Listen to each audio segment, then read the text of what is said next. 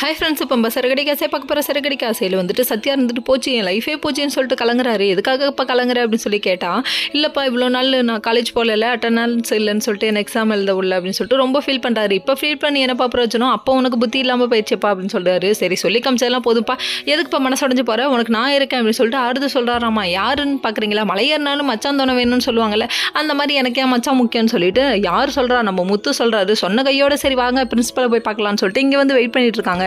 ஆனால் இவங்க காலேஜில் ரெஸ்பான்ஸே இல்லைங்க. அதுக்கப்புறம் டிரைவரை கூப்பிட்டு போய் எப்படியோ டீ எல்லாம் வாங்கி கொடுத்து அமௌண்ட்டெல்லாம் கொடுக்க பார்த்தா, வேணாப்பா என் வேலைக்கு உள்ள வந்துருப்பா, கம்முன்னு இருங்கப்பா அப்படின்னு சொல்லி விட்டாரு. எப்படி தாங்க அவர் பார்க்கறது, பார்த்தா தானே புரிய வைக்க முடியும் அவருக்கு அப்படின்னு சொல்லிட்டு இவங்க பிளான் பண்ணிட்டு இருக்காங்க.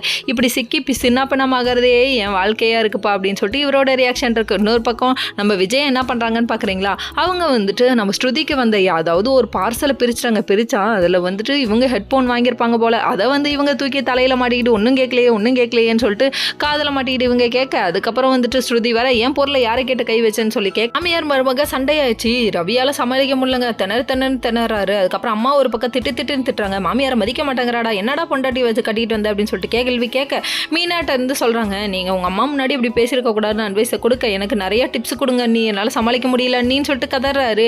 என்னப்பா பண்ணுறது, வாழ்க்கையில் பல சோதனையும் வேதனையும் தாண்டி வந்துட்டு இருக்கோம், இதெல்லாம் ஒரு விஷயமா, ஜுஜிபி மேட்ரு உள்ளே போங்க அப்படின்றாங்க. உள்ளே போனால் ஸ்ருதி வச்சு செய்வாளேன்னு சொல்ல, ஸ்ருதியோட கோவம் கொஞ்ச நேரத்துக்கு தான் இருக்கும், சரியாயிடும் விடுங்கப்பா அப்படின்னு சொல்லிட்டாங்க. அடுத்தவங்க பார்சல் அனுமதியின்றி பிரிக்கிறது தவறுன்னு உங்களுக்கு தெரியாதா அப்படிங்கிற மாதிரி ஆயிடுச்சு. அந்த ஒரு போர்டை நம்ம விஜயா வீட்டுக்குள்ளே மாட்டின மாட்டுக்கு இது என் வீடுன்னு மூச்சுக்கு முன்னொரு தடவை சொல்லுது.